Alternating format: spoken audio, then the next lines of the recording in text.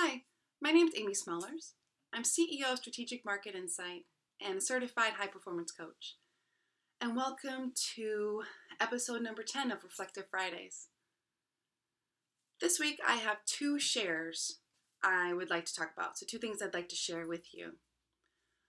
The first is a book written by Steven Pressfield, and that book is The War of Art. It's such an amazing book, and I have to thank my coach and mentor, Bo Eason, for recommending this book. I've read it a couple times, and I'm reading it for a third time. And for those of you who know me, I love to read and love to read different topics, but this particular book, The War of Art, is something every single person should read. And here's why it's important and why it's related to the topic for this week, is Stephen talks about times in our lives when we want to be doing something, we know we should be doing something, but we're not doing it. And what he does is he defines what a lot of people call excuses as resistance. And it's very powerful to understand that there's reasons we're not doing something and there's a resistance built in that's either conscious or subconscious. But we say those out loud as excuses. So as an example, I really should be meditating 10 minutes a day, but, I don't have time for that. I have to be on the phone with these meetings this morning, then I have a lunch meeting, and then I have to write that report, then I need to pick up my kids, and there goes my day. I don't have 10 minutes to do that. I just don't have time. Another part, as simple as painting a bedroom wall, which I need to be doing, and I don't have time to prime the wall, to paint the wall, to pick out a color, I have to match everything. I don't have time for that. Or another piece this week is I've been working on the idea of writing an ebook about my high performance coaching program. Now, I'm blessed and honored to have amazing clients within my program, but I just know there's more people that I can help and provide some great information to who may or may not become clients, but I still want to get the information out there.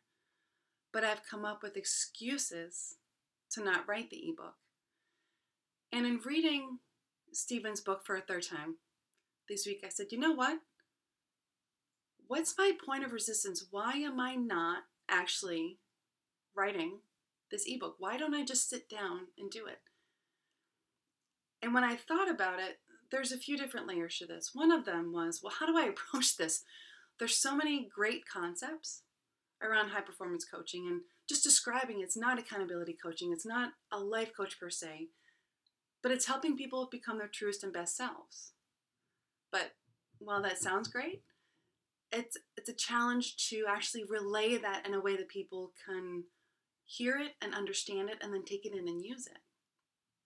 And so the complexity, I thought, I don't have time for that. But then also, there's the vulnerability of what happens if I write this and A, nobody reads it, or B, people read it and say, well, this stinks, or don't use it. And so those are all my mental excuses to not do it. And in reading the book, Stephen's book again this week, I was like, dang, those are points of resistance for me. So what I did is I overcame some of those points and I just sat down. And as Bo says, I gave myself permission to write badly, and the first couple of drafts were pretty bad. But by giving myself permission to sit down and write, my mind opened up, some of the creativity flowed out, and those points of resistance kind of started to melt away a little bit. And I thought, okay, this is making sense. My voice is here. My passion is in this. And so let me work on this. So my challenge to you this week is to think about what's something that you've been wanting to do or you feel that you need to do, but you just haven't done yet. And it can be something little of reading the chapter of this book that you've had on your nightstand for 2 months and it has a layer of dust on it. And you really just, I should be reading this book. Or painting that bedroom wall, or drafting that ebook, or making a career shift. It can be little, it can be big. And little and big, again, is in the eye of the beholder of who you are and where you are in your situation. But what's something you haven't been doing? And then the next piece of that, what resistance or excuses have you been telling yourself or giving yourself as to why you haven't done that thing yet? And then this last part, I'd like you to take one more step. So not only what have you not done or what have you been wanting to do, some reasons why you haven't done it, I'd like you to take at least one of those resistance points and flip it. And say, okay, I say I haven't had time to meditate for 10 minutes. Let me actually look at my schedule. I do have 10 minutes today. I can do this. So take something that you want to do or would like to do, feel you need to do. Take one of those points of resistance of why you haven't done it, and then flip it around. Because anything's possible, and so much of what we don't do is mental for us to not do that. And you can do it. Heck, if I can do it, anybody can do it. So with that, I would like to thank you and honor you for spending time with me today on episode 10 of Reflective Fridays. And don't forget to share or like this video and leave your comments or send me comments. I really appreciate the personal comments I've been receiving. It makes me smile to get the comments, and I learn from everyone who sent those in. And also, if you have an opportunity, subscribe to this on YouTube.